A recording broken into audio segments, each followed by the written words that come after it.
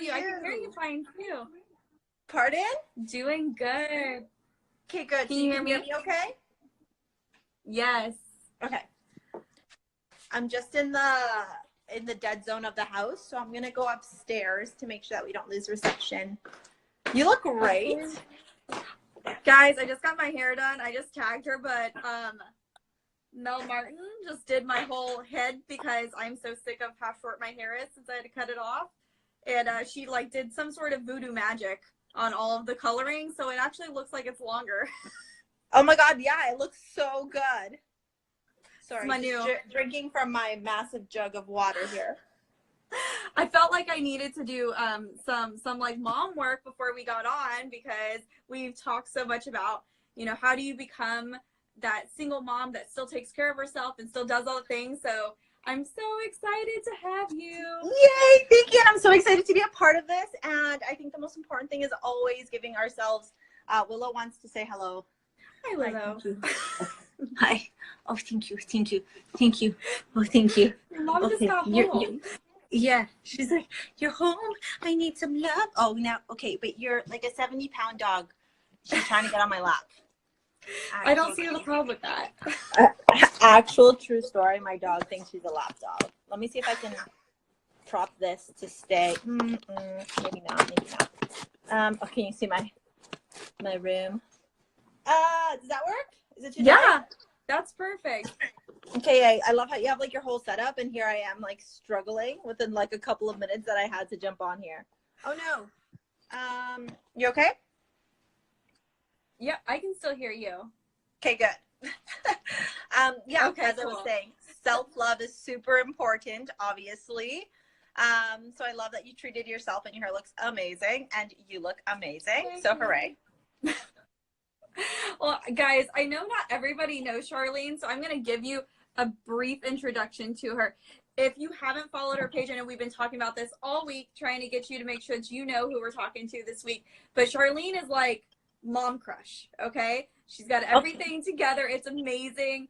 But it's so great just how she talks about real life and is really paving her own path. So she's really a single mom who's taken the leap of faith and followed her dreams. And the best thing about her is the way that there's all these social norms, and she's not, you know, she's not above everything. She hears everything the same way we do. She has the same pressures, but she's really decided she's not going to settle for anything. And that's exactly what you see on her page every single day. She does spend a lot of time with Charlie, and she does spend time with Willow, you just saw. But really, when you're on the page, you're going to see a lot of her being an actor, being a content creator, and an entrepreneur. And she spends her days loving, smothering, and having the best time with that 4-year-old son. So we've got toddlers in common. But you never know it because she's always doing something, never looks tired. But most recently, Charlene founded You're Single Now What? And that's really a safe space for women who are recently single and wanting to create the best version of their life moving forward. So I couldn't find a better speaker for you guys today. I'm so, so, so excited. Charlene, why don't you give everyone a little bit about yourself? Okay. Hello, everyone. Thank you so much for being a part of this. This is super exciting and new for me. And it is honestly an honor. And I'm so humbled to be able to obviously chat with all you guys about, I should say gals. I'm really trying to change like the pronouns. Is that what they're called? Yeah, right. You gals, about what life looks like once we move forward into single motherhood or just being single after a relationship, whether that relationship was abusive or not. So yeah, I don't. What do you want me to say? I don't know. I just got back from doing my nails. So that was like my little self-love for the day.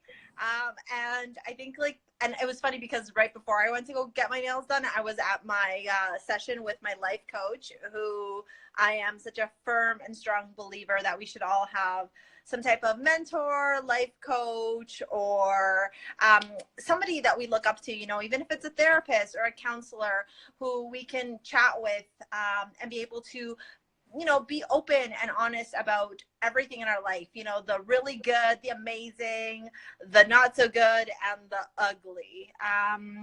So I love that we were able to kind of share this big news that I've been holding on to, which is the community You're Single Now What? It was something that you and I started talking about just briefly when we did our little one-on-one. And it's just kind of, it's been moving in the right direction. And there was a little bit of moments where I thought maybe I made a mistake and maybe this isn't like the right thing, or, you know, no one's gonna benefit from it.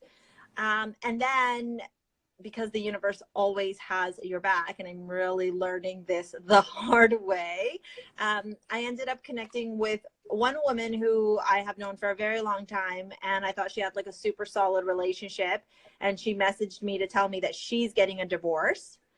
And then, you know, we obviously had really candid conversation about what had happened. And then I ended up meeting another woman at the dog park who said to me, you know, you look so put together and like just living your life so happily. And you give me hope, because I literally had like the worst day ever, I guess, whatever day it was, a couple days before we met. She had just gone back to her matrimonial home to pick up all her things, and it was like a really traumatic and I guess just like a really, can I swear? Am I allowed to swear? You can swear. It was a really fucked up situation, basically, from what she was sharing with me. And, you know, those two examples, along with everybody else that I've met, you know, in this beautiful Instagram community, and just people in real life, has made me see, and I talked about this with my life coach, Carla, today as well, how there are so many of us, so many women across this world in North America who are struggling either with, you know, abuse. And abuse doesn't necessarily have to come from, you know, a spouse. It can definitely come from somebody in your family or somebody within your circle that unfortunately for one reason or another you can't like escape from or leave behind. But we were talking about how there are so many women who are afraid to share their story, who are afraid to talk about the struggles, who are afraid to be open and honest and live in their truth about what it is that they're experiencing, and, you know, what they're struggling with, right? And in this world of Instagram, which can sometimes be so freaking curated and perfect, we don't get to see a lot of the truth. And so many of these women, myself, you, and everybody else I know that has gone through some form of abuse, struggles with being able to be authentic in the sense of actually being open and truthful about their story. And so we're left feeling like we're all by ourselves, you know, and we're left behind this judgment and this struggle and this pain and this feeling of loneliness, when the actuality is that there are so many of us. We're just like hiding like the Ninja Turtles under these where do the Ninja Turtles live again? I thought they were in the sewers. In the sewers. We live in the sewers. Boy moms. Yes, we are the Ninja Turtle moms that live in the sewers, and we don't surface to talk about what we're going through because we're afraid that we're going to get labeled or judged.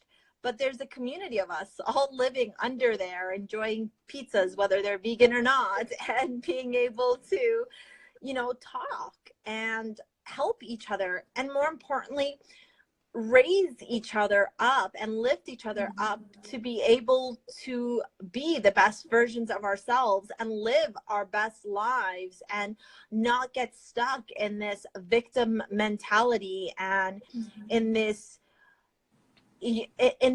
vibration of being lesser than and having to settle for mediocrity and feeling like life will never get any better than what it was, even if life was super shitty before.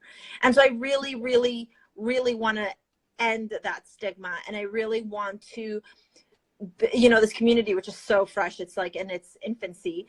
I want this community to be a space where women can come and talk about, like, you know, I think I may be in an abusive relationship, or I'm for sure in an abusive relationship, but I'm still so angry about it. How do I get out of that anger?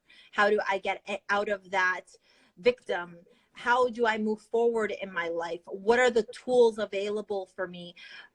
Because I don't know about you, but like for me, my biggest struggle was feeling like I was navigating being a single mom all by myself, and I had no idea who could help me with anything legal related, who could help me with my mental health, who could help me with my coping, who could help me with my parenting, single parenting strategies. Like I had no one. And so I had to like dig high and low. And, you know, obviously the universe always sends you people into your life to help you out. But if I could create, I hate the word one-stop shop, but if I can create that one-stop shop for all of us, you know, who are either going through it or have been through it and can help each other, lift each other up, why not, right? Why not help us? And more importantly, show these women, especially like, I mean, I was in the pity party, right? Me and you talked about me living in my pity party for almost a year. And like I call it like the hater days, where I was angry and miserable at everything. But show these women that there's so much more to life than that, and that life can 100% be better than what it was, and that we deserve it too. Because a lot of us really feel like, especially us that like have come from abusive relationships, a lot of us feel like we don't deserve any better, because that's what we've been, you know, told, right? We've been told it the entire time, and then you're coming out of it, and all the anger and the resentment and all of those emotions, they're right. Like, you should feel that. It's how long do we sit in it, like you're saying, because we don't feel like we have community, because we don't feel like anyone understands. But also, our exes love that.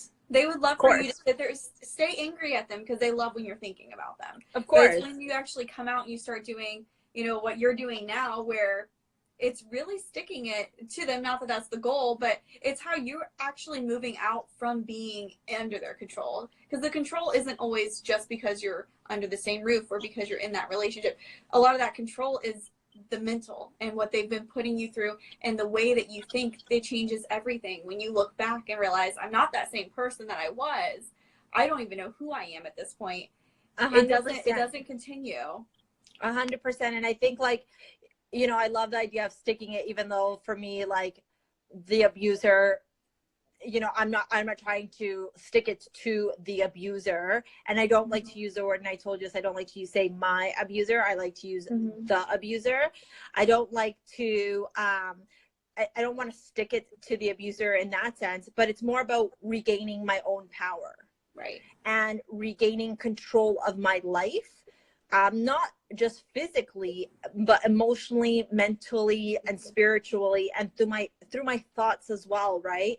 I don't know, can I share? I don't think I can share stuff through here, but I saw this really cool post, and I'll send it over to you, where it was like a double-edged, like, a graphic on Instagram, and it was basically, you know, the message behind it was trying to convey that especially in emotionally abusive relationships, which is what I was in, a lot of that is literally like, it's a mental mind fuck, where you start believing that you are lesser than, you start sucking in what these abusers are saying to you, and start owning it, when in actuality nothing of what the abuser is saying is actually true to you.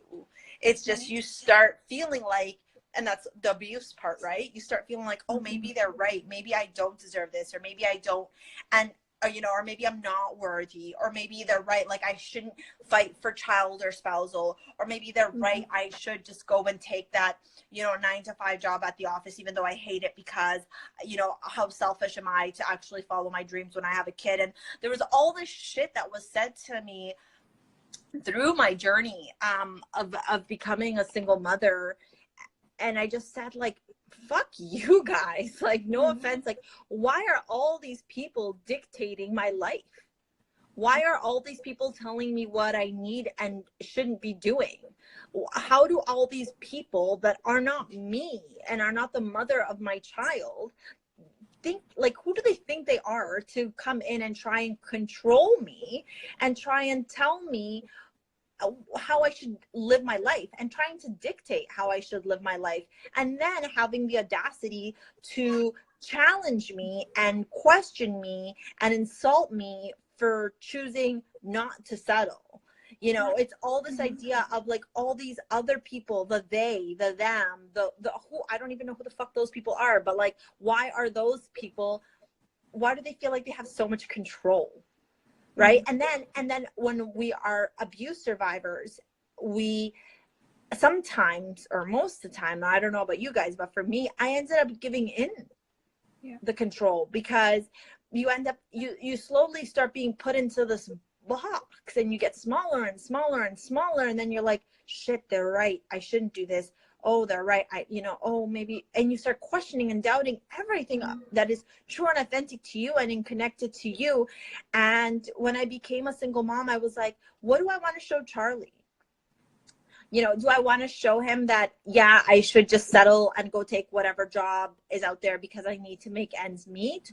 Or do I sacrifice and take a risk and know that the universe has my back and rebuild a life for myself that has so much purpose, is so authentic and true to my life, not necessarily yours or anybody else's, but my life, and live life the way I want to live my life, not how other people have tried to dictate how I should be living my life. That's so important, because the way that they try to intimidate you to make you small, just because they're uncomfortable doesn't mean that you should shrink to whatever they want and they feel. I absolutely believe that. I think that's incredible. Sorry, guys. Yeah, and you really were a really good word. It's okay.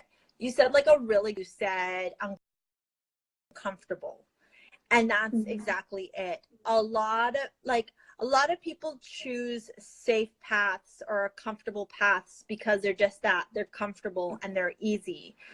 But when we as women decide to own our own life and make our own choices and go in a direction that is not a social norm, that makes a lot of people uncomfortable. Yeah.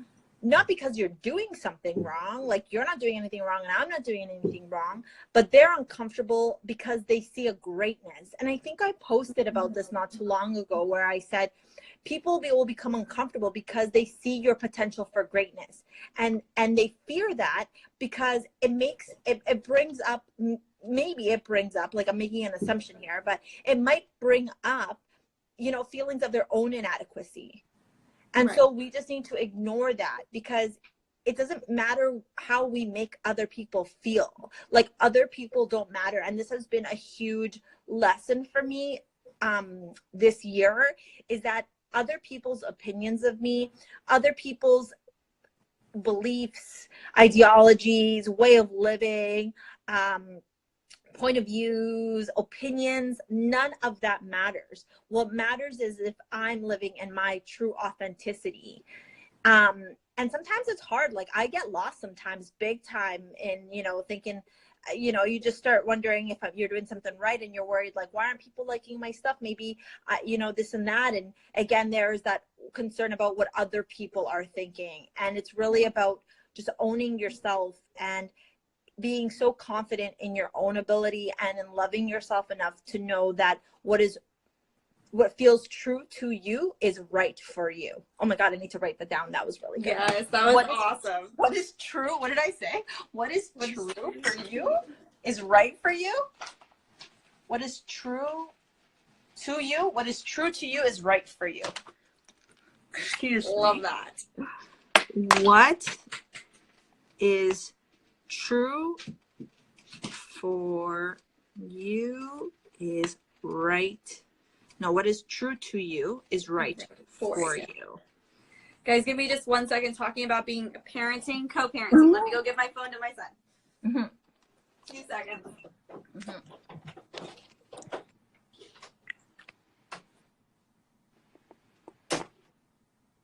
Hey, Andrew. Hello, everybody else who joined. Thank you so much for jumping on board and checking out this Insta Live.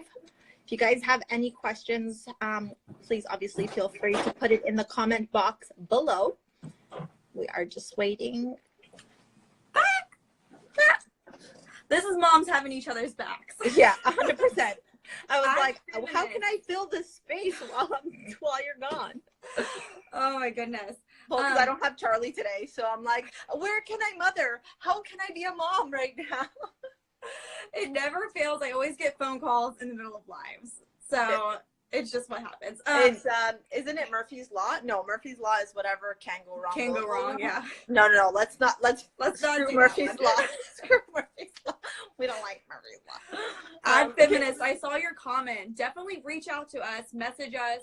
I take messages on Instagram. That's how I found Charlene. So message us. We're all in this together.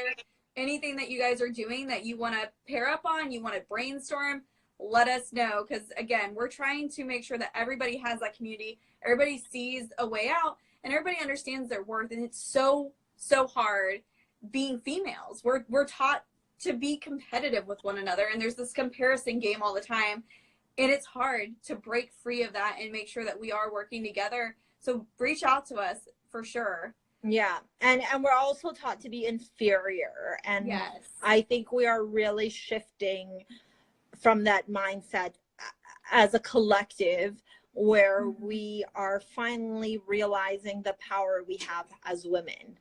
You know, where was I? I said that to somebody just maybe today, I don't know, where I was like, I think oftentimes men forget that if it wasn't for us women, they would not exist. Period. Hard stop. End of story. Truth. You know what?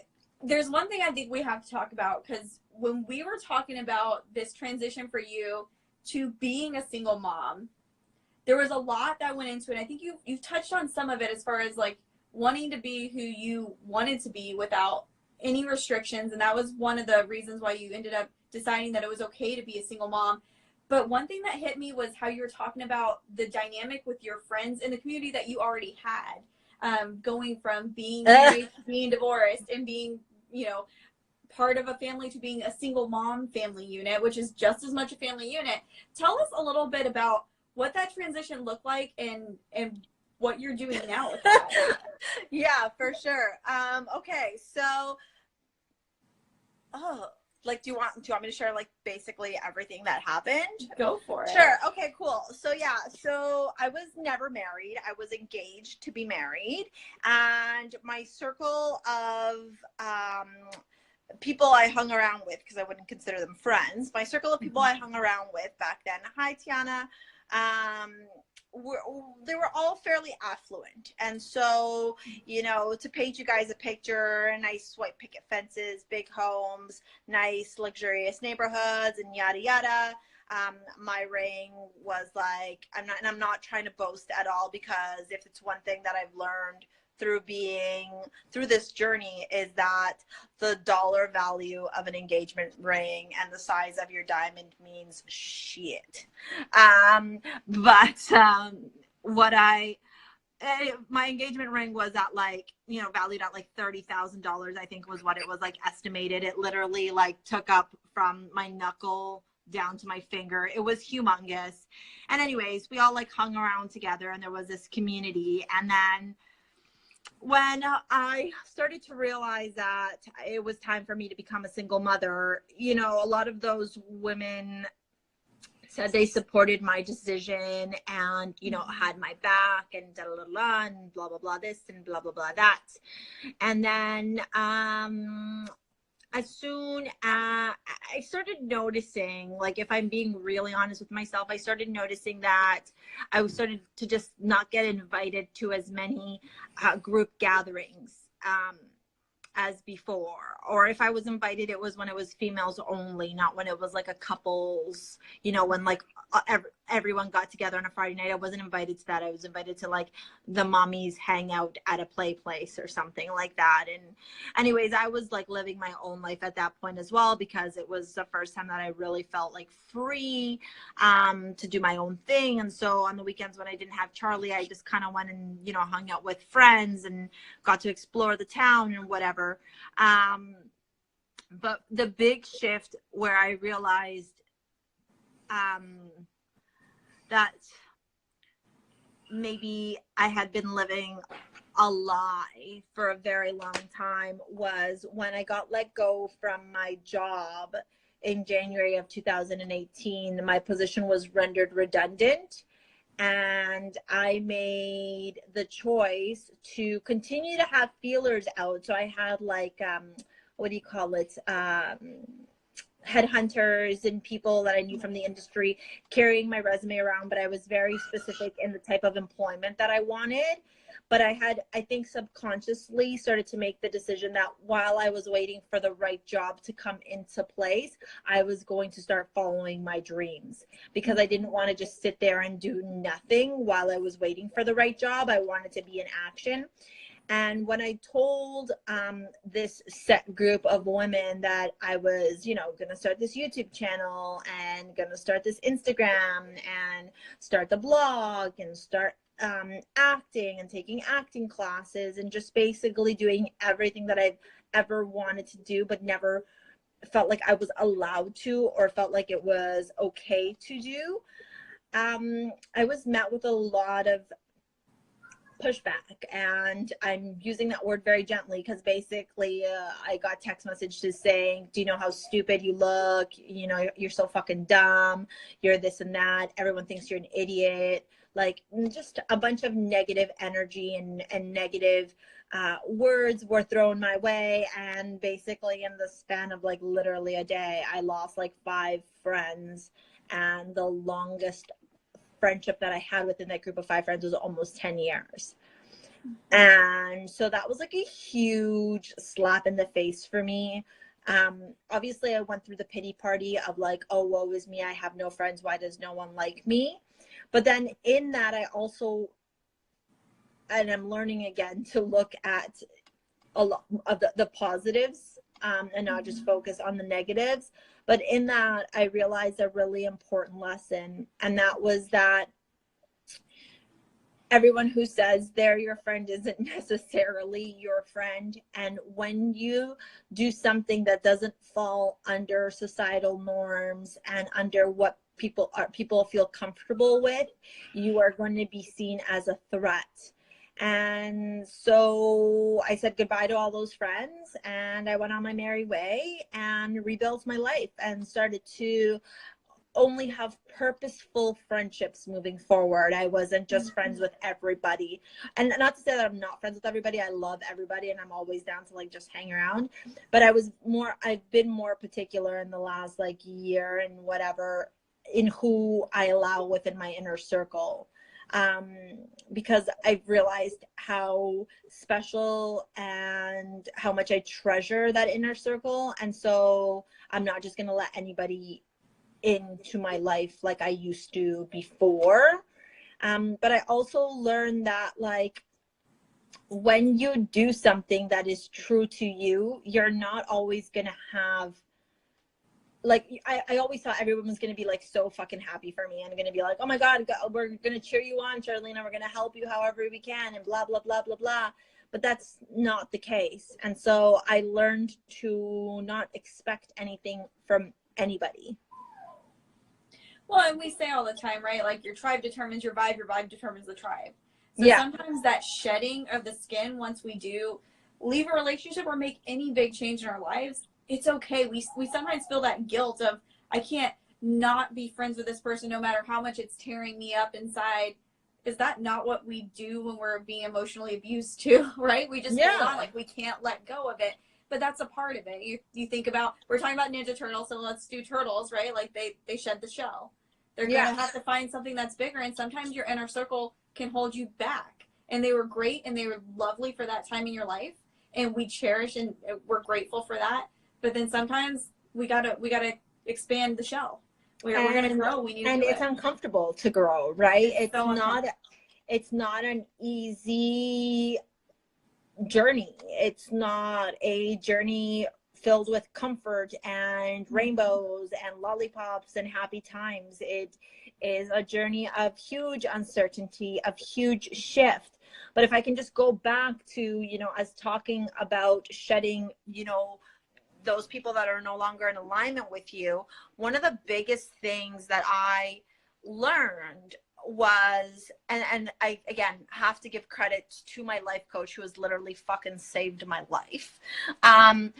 She said to me, she's like, as you change and shift your vibration, and as you start to raise higher and connect more with your true authentic self, you will shed those people that are no longer vibrating at the same frequency as you, because it's time now for you to start attracting those other people, those people that will vibrate together with you, those people that will support you, those people that will have your back, those people that will be with you through that journey.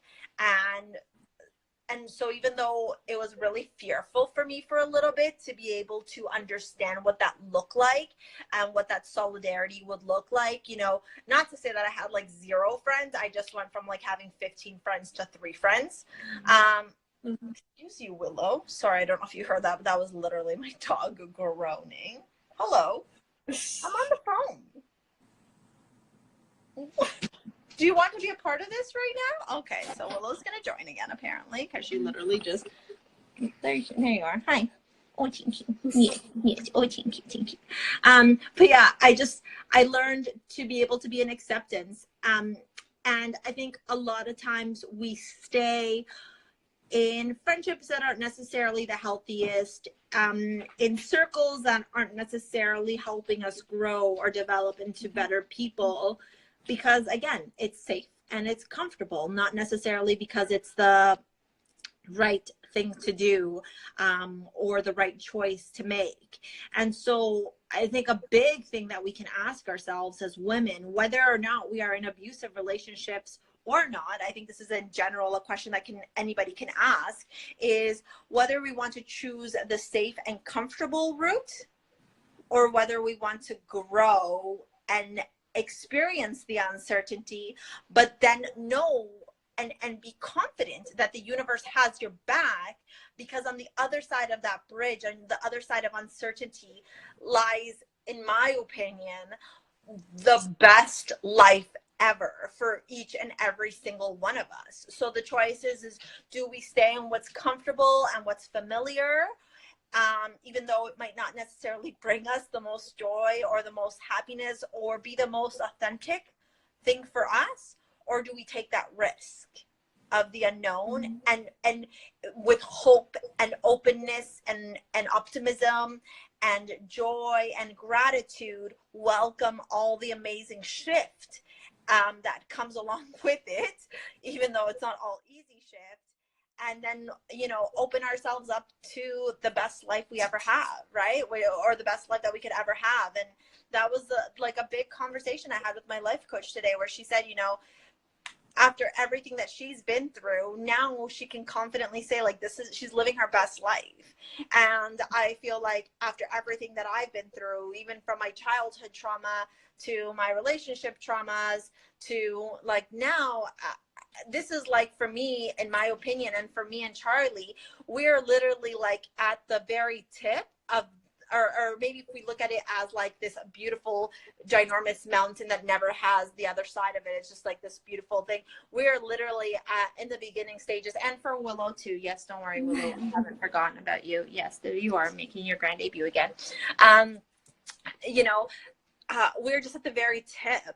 You know, I there is nothing that I can complain about with my life right now. Like, I would be nitpicking at things if I was to sit here and complain about things. Obviously, there are, you know, things that I would like to see shift in and change in, but that's life, right? But I can't say that I'm living a shitty life at all right now. That would be a lie. I love that. Yeah, I don't even know what I would do with life if we didn't have something to work toward all the time. time, but that's the fun in it. That's the growth is where all the magic is. So I Right. definitely think that's amazing.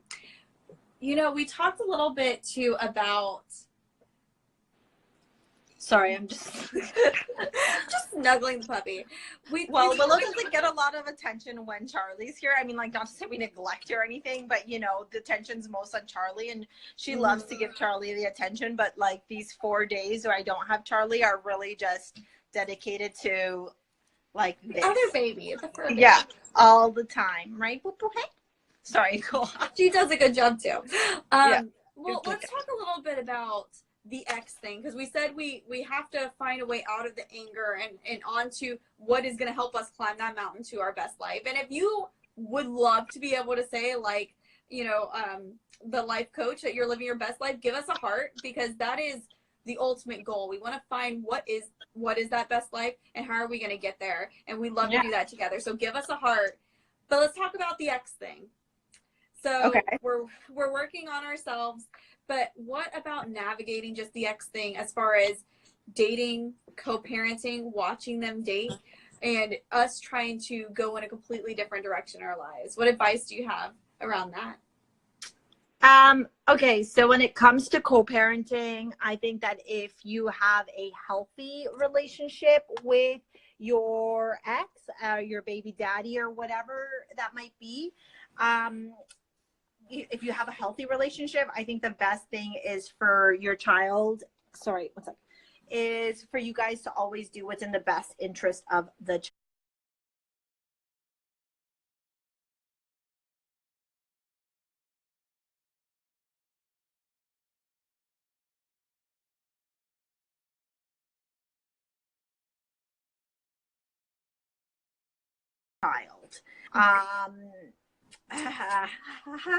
Having said that,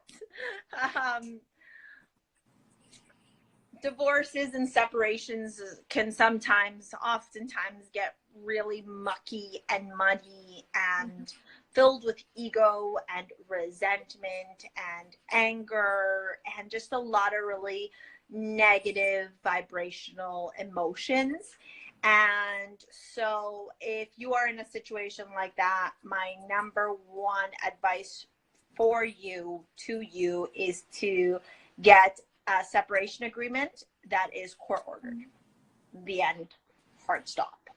Because at that point, there is no manipulation, there is no spiteful tactics, there is nothing of that nature that can be done by either party, because what I have seen being a child of divorce and going, even though I was never married, going through a separation myself, and even just stuff that I've seen from other people, is that when two parties are going through, you know, a very traumatic experience for themselves, especially to adult parties, they tend to forget the little ones that matter the most, and that is our children. Exactly. Sorry, I have obviously I have Willow's fur on my tongue. Willow. And so, you know, I implore you and I beg you guys to please, please, please, if you are in a really shitty situation with your ex, when it comes to co-parenting, please just get something that is legal and court ordered, because it is a lot easier. Not to say it's like super simple, because let's get real, it never is, but it is a lot easier to put things in place when there is something that is court ordered versus when there's something that is not. Yes. And I know you guys are down in the States, and so I don't know how many are watching from the States versus how many are watching up here in Canada. I have a ton of resources if anybody needs help with Ontario law, but every single state is different. And my mission and my goal with You're Single Now What is to one day have chapters in every state and every province, so that we at least have some type of, you know, even if it's a council or a document that breaks down what the court process looks like for each state and each province, kind of like a Coles Notes or a cheat sheet. Because court can get pretty fucking damn intimidating if you are not a lawyer. And so many of us choose not to fight because we cannot afford to, because we can't pay a lawyer and legal fees. It's like, do I pay legal fees on a lawyer or do I feed my kid? Right? And put a roof over their head. So I really would love to be able to have some type of cheat sheet. I mean, I did it all the hard way because I literally took Charlie with me, iPad, books, and all that stuff to the courthouse and just read everything because I wanted to just make sure that I was doing everything right by Charlie. But I know that not everybody has that. And so if we can create a space, that's awesome. Like if we can create some type of document, that would be ideal and amazing. When it comes to dating and moving forward, why the fuck do you even care what your ex thinks? Period. Hard stop. End of story. Like it does not matter what your ex, whether they were the abuser or not. It doesn't matter what your ex thinks about your new relationships. What matters is that one, you do your due diligence, when you are seeking out a new partner, especially if you have kids, and even if you don't, but like don't jump into things. I can't tell you how many times I've seen people just like jump in from one relationship to another, and 9 out of 10 times it just doesn't go that well. And obviously just take your time and be mindful before you're going to introduce your kids to somebody else. Like this is a learning experience for me. I was seeing someone, and at the 3-month mark, I felt like, you know what, maybe it was okay to introduce Charlie. And even though that person and I dated for like another 3 more months after that, in hindsight, I don't think that I would have introduced them that quickly, and I will never make that mistake, obviously, again.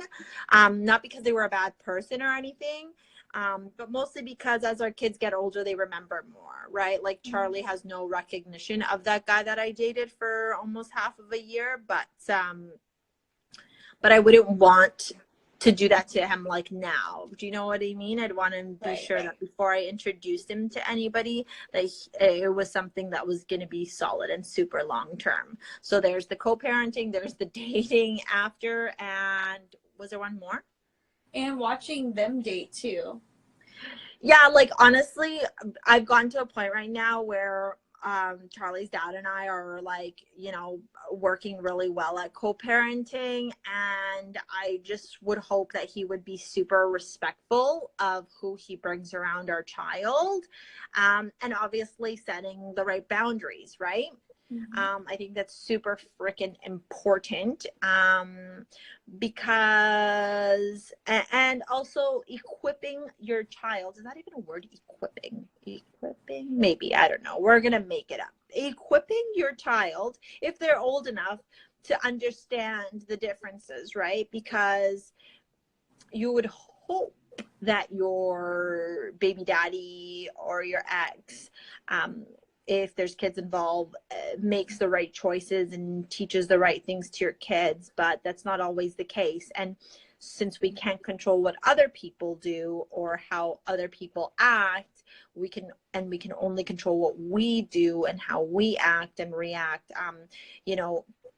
Teaching our kids, like, the difference between, like, mommy and daddy cleaning your bum and a stranger or whatever, right? Like that kind of stuff. And like understanding like that they can't be left alone with that person and all that jazz is, I think, the better thing to talk about with your kids versus like, oh my God, your dad's dating someone new again, for example, right? Like we can't control what they do. And honestly, the last, and I've read this in a lot of these like mommy groups online, or these single mom groups, where these women are like, oh, my ex is with somebody new and they look so happy and yada, yada, yada. Like, I think that mentality is coming from like a lack mentality, because one, if you've been with that person and you're no longer with them, well, like there's a huge reason why you're no longer with them. So be in gratitude that they are no longer your problem from a relationship standpoint.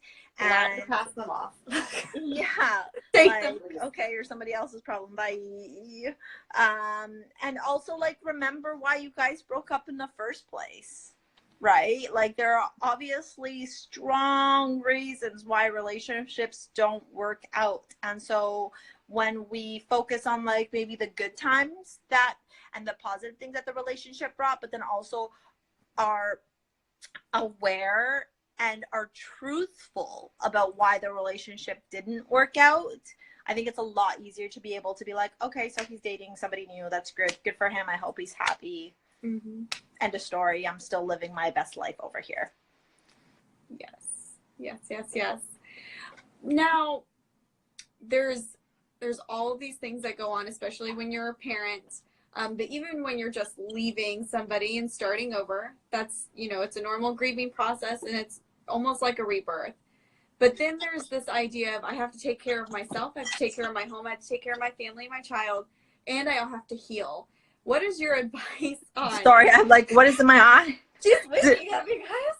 Is it a white hair in my eye? We can't see it. Okay. You just look like you're flirting with me. So ugly. Oh my gosh. Oh boy. Okay. Oh man. Whoever I end up dating is gonna be one lucky ducky. Just so everyone knows. I would agree. Lives are so fun, guys, because we never know what we're gonna do. Oh man. Okay, balancing it all. How do you be purposeful about not only rebuilding your life and balancing just the normal day-to-day that's already overwhelming half the time, right? Yeah. But then also that component of healing yourself. Okay, so great question. Okay, half the time I feel like I'm literally like barely keeping afloat and I'm like paddling like crazy. But I think the biggest thing to remember through all of that is that, especially if you have kids, if you don't heal yourself first, and if you don't love yourself and fill your own cup first, your child will suffer like immensely, because your child will see that you are lacking something. Your child will see your misery, your pain, your anger, your resentment, your fear, like everything. And you'll be incapable of giving your child the best version of you, because you haven't focused on you, right? You haven't created that best version of you. And yeah, it's a work in progress constantly and always, but you have to heal and you have to find compassion, love, kindness, forgiveness in your heart, so that you can focus on your little ones, because they're the ones that matter the most. And so how do you find that? Well, I'm going to go right back to, I think everyone should have some type of therapist, counselor, or a life coach in their life. I was going to mine once a week until just recently, I would say like until October of last year. And it was mostly because I moved back to Brampton, and it was really far from where her office was. And now I go to her every other week. But like having some type of outlet where you can talk about the things that are stressing you out, what's causing anxiety, like this massive pimple I just saw in the middle of my forehead. I'm just joking. I'm gonna pop that baby as soon as we're off.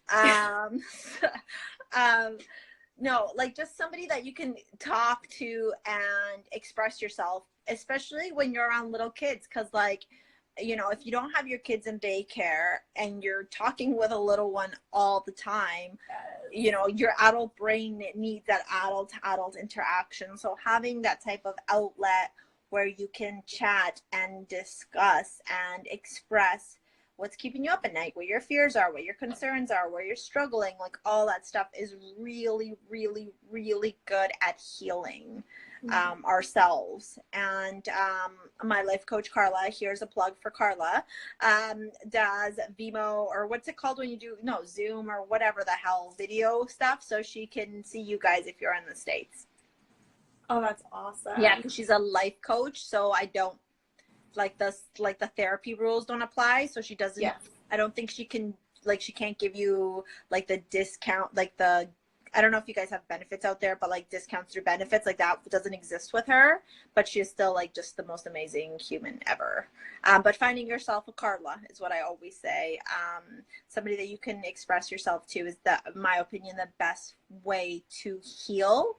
And to help you become the best version of yourself, right? Or attending workshops or connecting like with community, with like-minded people who are going through what you're going through and who understand your pain points and your struggles, but not just who are there to like bitch about it with you. And maybe if you need a little bit about that, that's okay too, but also to help you like with next steps so that you don't get stuck in the rut and in the muck and in all like the negative shit around divorce and separation, but more focusing on like, you know, how you can become the best version of yourself and like live the best life ever.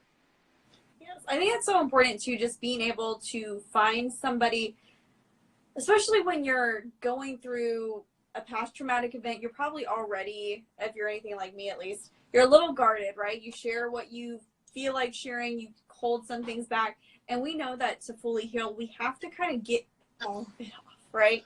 Yeah. I feel like there was a commercial or something where the woman's like unzipping her chest, like her actual chest, not showing her boobs, but you know, like unzipping her chest to let it all out. And we have to be able to like almost thought vomit everywhere. And it doesn't have to make sense. It doesn't have to be coherent. A lot of times, honestly, when you're talking about your trauma and what you've been through, it is not coherent. You don't think of things when you have PTSD in this beautiful linear path. But to have that person that it doesn't matter to them and you can just let it all loose, you know, it makes me think of, you're talking about the parent talk. I need to put this pen down. Sorry, guys. You're talking about not talking to adults all day and talking to children. You think about how much we guard our children. We have to be selective about what we talk about, even the silliest little things that you don't think about until you're a parent. You know, but being able to explain things like that, we have to have that other side, that other outlet that again is, it's focused on you. And sometimes focusing on you seems like the last thing on the list. We reprioritize the list 100 times, and even taking your shower just seems like, oh, as soon as I get these other 10 things done for everybody else, it's like, no, you know, we have to take care of ourselves to fill that cup. I think that's so important. I would love for everybody, if you're watching this and you feel like this whole self-care talk is meant for you, come back to the page. I don't care where. It could be on a comment on a completely different post, but tell us what you did this weekend just for you to make sure that you're filling your cup so that you can continue to be the amazing giver that you are to everybody else. We'd love to hear what you're going out and doing. And remember, tell me. Yeah, what did you do? I just got my hair done. Oh, you got your nails done too? I did. I did I do the cheap, but I got them done. Whatever. Don't say cheap. Then you still got it done. I got a mani-pedi too. Yeah. You gotta do those things. We have to make ourselves, and it's different in every stage and every chapter too, right? Like 100%. Sometimes I just need a book and I need 10 minutes and I have a new corner in the house where it's prayer and mommy reads. Yeah. And he knows when he comes up, he puts his hand on my lap. Mommy, I want to talk to you. It's very much a space, but he's going to need that space when he's an adult too. 100%. Probably when he's a teenager, right? Yeah, 100%. And like, that's so important to be able to like explain to your children that you just need like a couple of minutes. That's something that I've been really working on with Charlie right now, rather than like losing my shit or getting mad or frustrated or any of that stuff with him.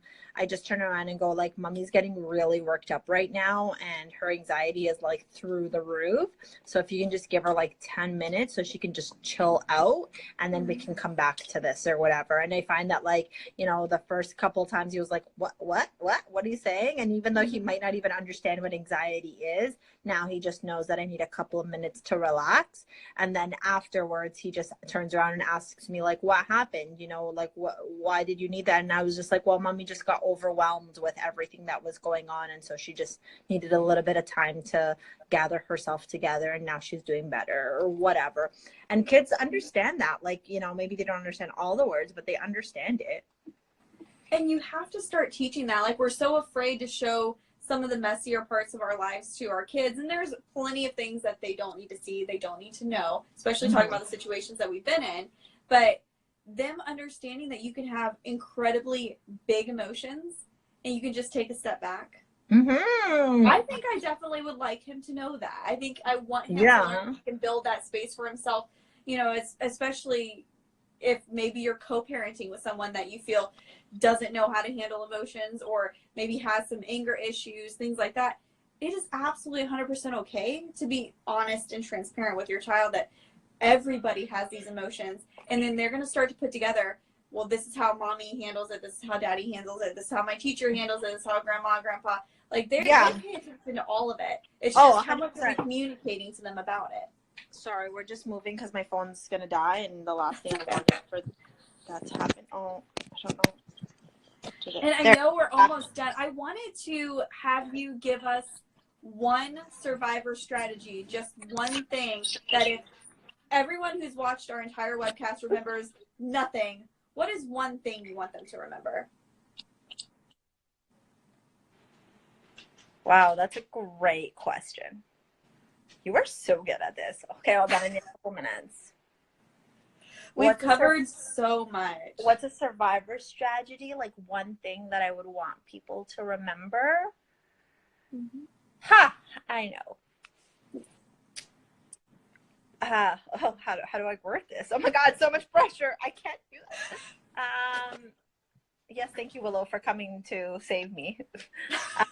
Mommy's in distress. Yeah, she heard that and she like ran over and started kissing me. I like, yes, I'm right here. Just give me a couple minutes, Kate.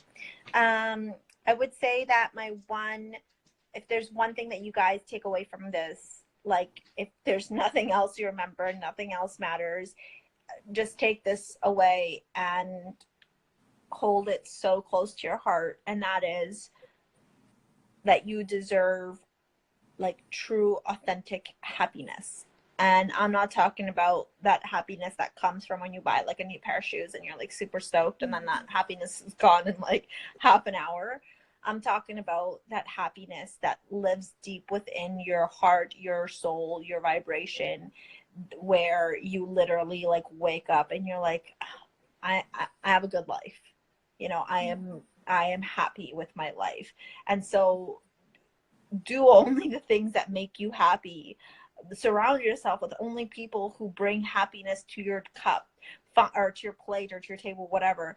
Find ways you yourself to be happy and really like dig deep and find out what happiness looks like for you, because happiness for everybody is different. So find out what that happiness looks like for you and build that happiness for yourself. Don't look for that happiness elsewhere. Yes. Like in another relationship. Look for the happiness within. Find truly what makes you so happy in your life inside, and then follow that path, and everything else will align itself with you in your life. It is so important, I think, these days, especially for us to like truly be in authentic happiness with our life and with ourselves, and not seek for that happiness externally. I think that's so important. And, you know, I've been trying to end these with little challenges. Some of you guys have been messaging me directly and talking about your progress on the challenges. I love it. Keep it up. It keeps me happy. We're going to talk about what makes me internally happy. It's hearing from you guys and seeing that you like what we're doing and that it's helping you in some way, anyway. Love to see it. But let's do this for our challenge. Okay. This week, everybody takes 5 minutes to go through and really think about 5 situations that made them happy, that internally brought them that happiness. And it could be the little things.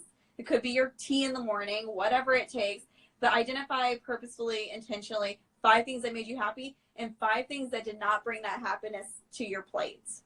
because I think sometimes we overlook it and we're so busy trying to get to the next thing that we're not actually taking into account what's happening when we're there. We're not always present. I know I can say I'm not always present. I have to think about being present, which always drives me crazy. Like, I have to seriously sit here and think and go, you're not paying attention to something.